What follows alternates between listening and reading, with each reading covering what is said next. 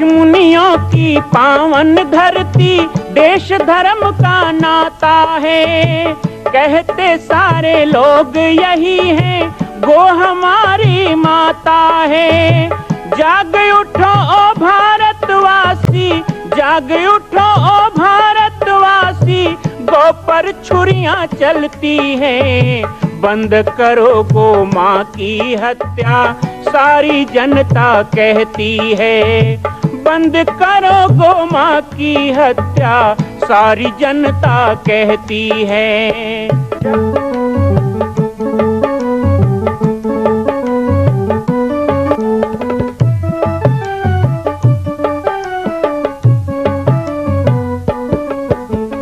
जगह जगह पर बूचड़ खाना, लाखों गौएं कटती हैं। किसे सुनाए व्यथा हमारी, नैना नीर बहाती हैं। रक्षा करना गौ माता की, रक्षा करना गौ माता की, गीता ज्ञान सिखाती है। बंद करो गो माँ की हत्या, सारी जनता कहती है। बंद करो गो माँ की हत्या, सारी जनता कहती है।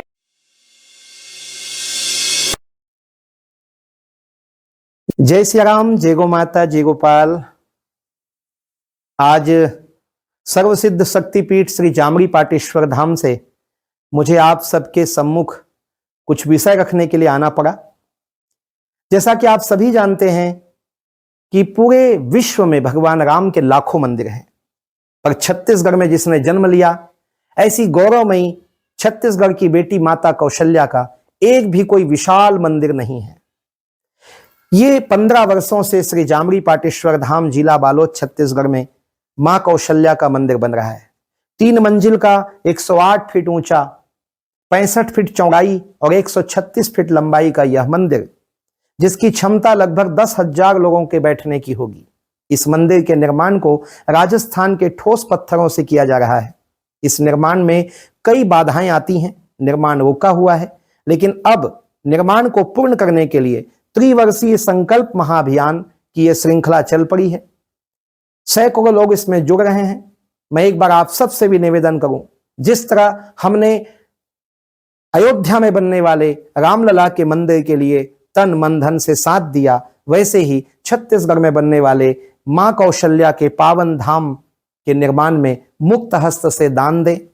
3 साल के लिए आप एक निश्चित राशि का संकल्प करके हमारे नीचे चल रहे मोबाइल नंबर पर व्हाट्सएप करें।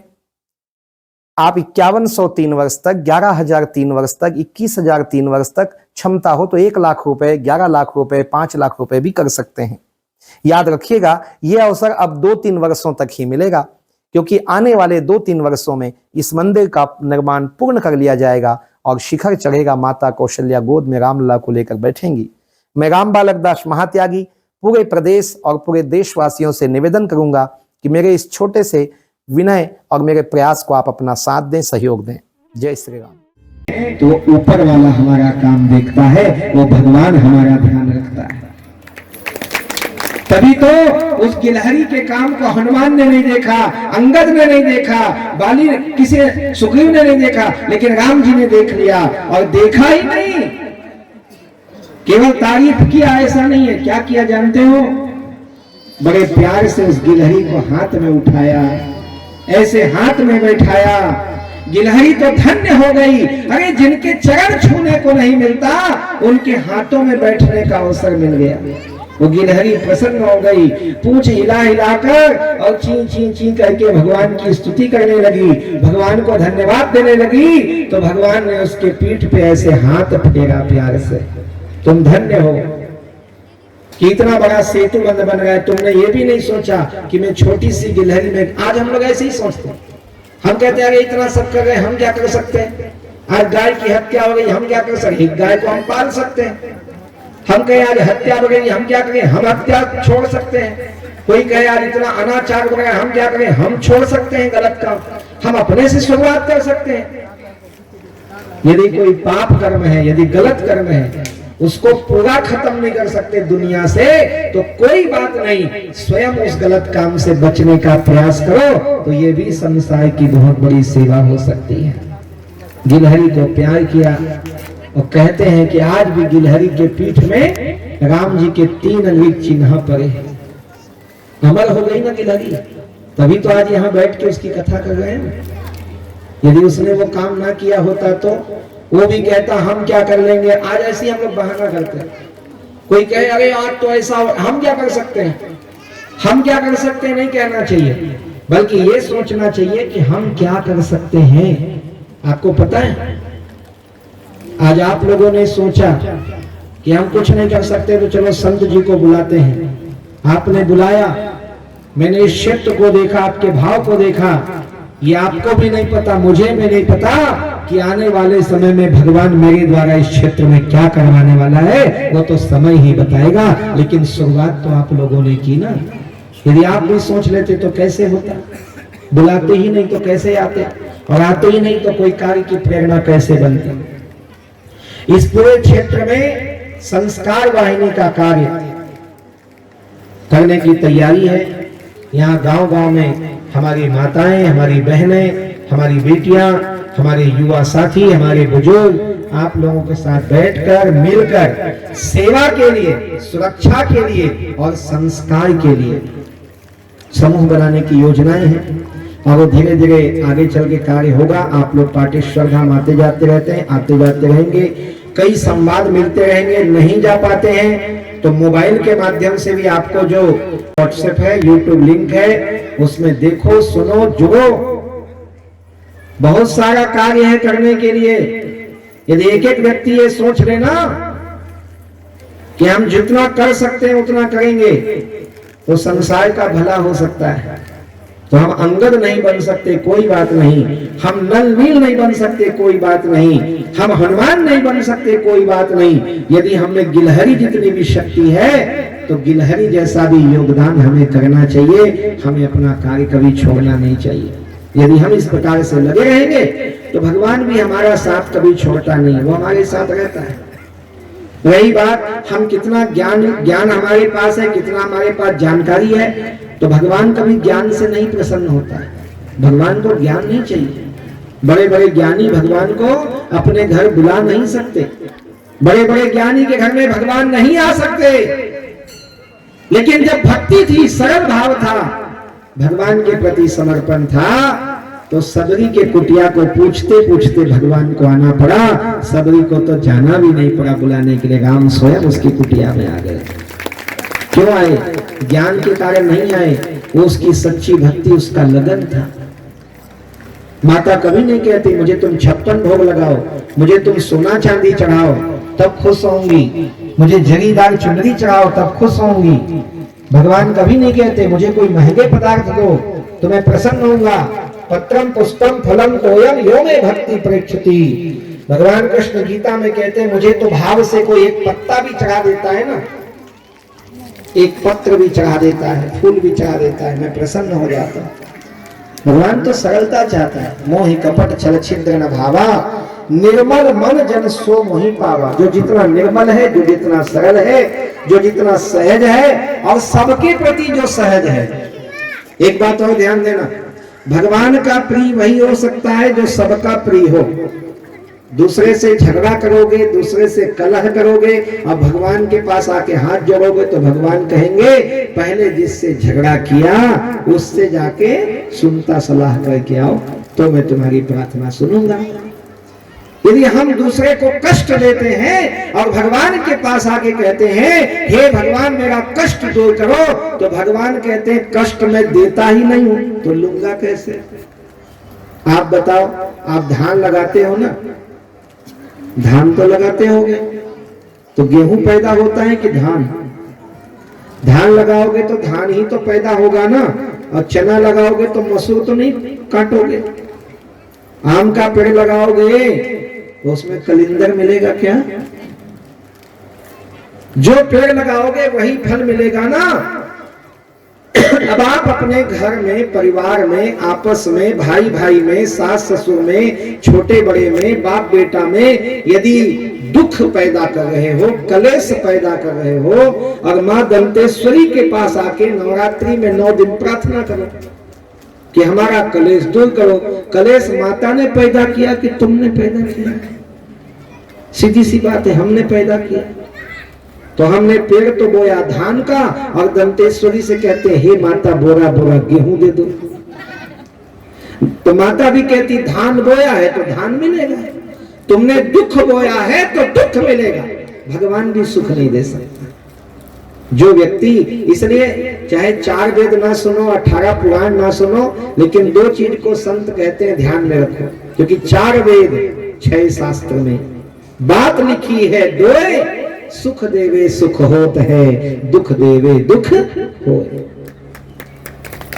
यदि हम सबको सुख देने का प्रयास करें ना, मेरे द्वारा किसी को दुख मत मिले, मत हो। यहाँ तो दूसरे का गला काट रहे हैं, हत्या कर रहे हैं, हिंसा कर रहे हैं, किसी को नीचा दिखाने का काम कर रहे हैं, मारपीट कर रहे हैं, और कहते हैं हम मां भगवती की पूजा करेंगे।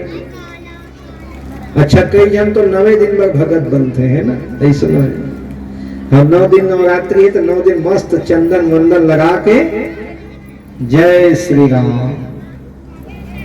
अब बाकी दिन 250 ग्राम, ये तो गड़बड़ है फिर, है भाई। तुम यदि 9 दिन के लिए भक्त बन रहे हो तो भगवान भी 9 दिन के लिए तुम्हारे भगवान है, बाकी दिन पथरा है, क्योंकि तुम 9 दिन भगत बने हो तो भगवान भी 9 दिन, तुम 9 दिन मंदिर जाते हो तो भगवान भी कहे 9 दिन हम तुम्हारा ध्यान रखेंगे। ऐसा नहीं है, भगवान फिर भी हमारा सदा ध्यान रखता है।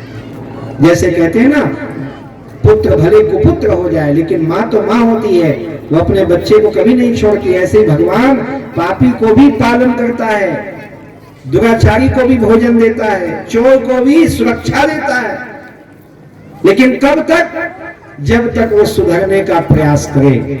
लेकिन जब कोई सुधरने का प्रयास ही नहीं करता, भगवान की कृपा से कभी सत्संग मिल जाए, कभी कथा मिल जाए, कभी नवरात्रि मिल जाए, कभी पूजा पाठ मिल जाए, कभी मंदिर चले जाए, तो वो सोचता नहीं है कि आज से मैं बदल जाऊंगा, अब मैं अच्छा हो जाऊंगा, मैं गलत काम नहीं करूंगा, मैं किसी को सताऊंगा नहीं, मैं झगड़ा नहीं करूंगा, मैं गाली नहीं कहूंगा, मैं कलह नहीं करूंगा, थोड़ा मुझे तकलीफ हो जाए तो सह लूंगा। संत सहई दुख पर हित लागी।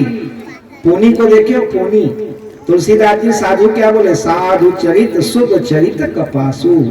जैसे पोनी होता है ना, पोनी को क्या करते हैं, तो पोनी को ऐसे निकालना पड़ता है, खींच खींच के निकालना पड़ता है, फिर उसके बाद वो पोनी को अच्छा पीट पीट के ढूंढते हैं, फिर खींचते हैं, फिर उसको आंटते हैं, फिर उसका धागा बनता है, फिर फंसाते हैं। इतना खींचना, तानना, फंसाना, कूटना, पीटना, खींचना, तब जाके वो क्या बनता है, कपड़ा बनता है। इतना कष्ट पाके वो कपड़ा बनता है, और कपड़ा बनके हमको सुख देता है, हमको गर्मी से बचाता है, ठंडी से बचाता है, हमारी मर्यादा को ढांकता है, हमको लाज से बचाता है। ये तो संत गुण हो गया। लेकिन असंत क्या है, वो भी कष्ट सहता है। हमारे गांव में पहले बहुत लगाते थे, अभी भी लगाते हैं, सन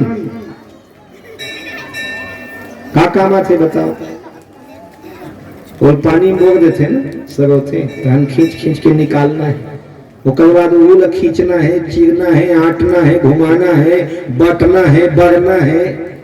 का बन गए कथरी, धोती, का बनी शर्ट के सन के बताओ, तो बन गया रस्सी। एक है कपास, जो इतना कष्ट सह के कपड़ा बन के हमें सुख देता है, हमारी मर्यादा को ढांकता है, इज्जत बना देता है कपड़ा बन के। और एक है वो सन, जो उसको भी कष्ट दे, वो भी कष्ट सहता है, सड़ता है, घूमता है, खींचता है, अटता है, बटता है, बनता है, और क्या बनता है आखिरी में, रस्सी दूसरे गले में बांधने काम आता है। तो संत असंत का यही गुण है। संसार में अच्छे लोग भी कष्ट पा रहे हैं और गलत लोग भी कष्ट पा रहे हैं। कष्ट दोनों को पाना है, लेकिन एक कष्ट सह के दूसरों के सुख का कारण बन गया, और एक कष्ट सह के दूसरे के दुख का कारण बन गया। संत तो दोनों को किसी से विरोध नहीं करता। हमें किससे क्या विरोध, निज प्रभु में देखे ही जगत के ही सम करहि विरोध। चंदन को जो लगाएगा ना उसको भी वो सुगंध देता है। चंदन को कोई माथे में लगाए उसे भी सुगंध देता है, लेकिन चंदन की पेड़ को जाके कोई कुल्हाड़ी कोई टंगिया काटे तो वो टंगिया को भी वो सुगंधित कर देता है। वो चंदन का गुण है, वो अपने मित्र और शत्रु दोनों को सुगंध देता है, दुर्गंध नहीं देता। ऐसे ही संत होते हैं। संत अपने को सताए ना तो उसको भी मंद करत जो करे भलाई, उसके लिए कोई बुरा करे उसको भी कहे भैया तेरा भला हो, तू भले मेरा बुरा कर रहा है। तो हम संसार में क्या फसल लगाना चाहते हैं? जो चाहते हो फसल लगाओ। धान चाहिए धान लगाओ, आम चाहिए आम लगाओ, गेहूं चाहिए गेहूं लगाओ, आलू चाहिए आलू लगाओ। तो सुख चाहिए तो सुख की खेती करो। दुख चाहिए तब तो दुनिया को दुख दो। दूसरों को दुख दोगे तो दुख ही मिलेगा। दूसरों के जीवन मारोगे तो तुम्हारा भी जीवन जाएगा। दूसरों को सताओगे, एकदम सरल ज्ञान है। जो दूसरों को सताएगा, दूसरों को मारेगा, दूसरों को कष्ट देगा, दूसरों को दुख देगा, अपने स्वार्थ के लिए दूसरों जीव की हत्या करेगा, उसको संसार में कोई भगवान ने जो सुख दे सके, भगवान भी सुख उसी को देता है जो संसार को सुख देने का व्रत लेता है। यही संत का गुण है। आज के समय में हमारे लिए सबसे सरल ज्ञान यही है।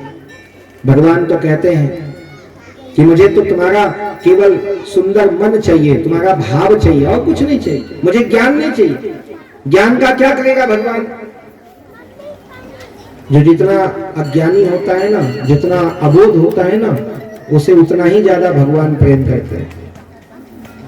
और जो जितना ज्ञानी हो गया, जैसे छोटा बच्चा हो तो माँ उसका ज्यादा देखभाल करती है।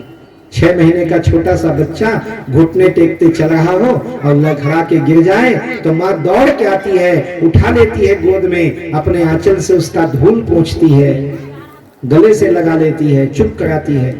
और वहीं कहीं 2 साल का लड़का आंगन में गिर जाए तो जहां काम कर रही है वहीं से चिल्लाती है, उठ, देख के नहीं चल सकता, आंख नहीं है। अब लोग, क्योंकि उसे पता है कि उसके पास शक्ति है, वो चल सकता है, लेकिन ये तो अबोध है, ये चल नहीं सकता। जिन बालक राखे महतारी, ऐसा कहा गया। यहाँ केवल भाव को देखा गया, प्रेम को देखा गया। मां कौशल्या का मंदिर बन रहा है, संकल्प हो चुका है, लेकिन आप अभी भी शांत बैठे हैं। संकल्प कीजिए, आगे बढ़िए। आज राजस्थान, गुजरात, महाराष्ट्र में हम जाते हैं, बड़े बड़े तीर्थों को देखते हैं। क्या छत्तीसगढ़ के लोग इतने कमजोर हैं कि अपनी ही छत्तीसगढ़ की बेटी माता कौशल्या का एक मंदिर पूर्ण नहीं कर सकते? एक संकल्प माता कौशल्या के नाम। आइए और संकल्प में जुड़िए। बाकी जानकारी आपको मिल रही है और व्हाट्सएप पर आप संपर्क कर सकते हैं। एक बार सबको सहयोग करना है। मां कौशल्या की पावन जन्मभूमि छत्तीसगढ़ प्रांत में बालोद जिला में स्थित है श्री सर्वसिद्ध शक्तिपीठ जामड़ी पाटेश्वर धाम। परम पूज्य सद्गुरुदेव राजयोगी बाबा जी की तपस्थली श्री पाटेश्वर धाम और विश्व के अद्वितीय मां कौशल्या जन्मभूमि मंदिर निर्माण का दर्शन करने और इसी प्रकार समसामयिक विषयों पर अपना ज्ञान वर्धन करने के लिए और 10,000 गायों के लिए बनने वाले श्री हनुमान नंदीशाला गो अभ्यारण्य का समाचार प्राप्त करने के लिए आप सभी देखते रहें YouTube चैनल पर राम बालक दास, और हमारे चैनल को आप सभी सब्सक्राइब करें, घंटी का बटन दबाएं ताकि आप सूचनाओं से जुड़े रह सकें। जय श्री राम, जय गौ माता, जय गोपाल।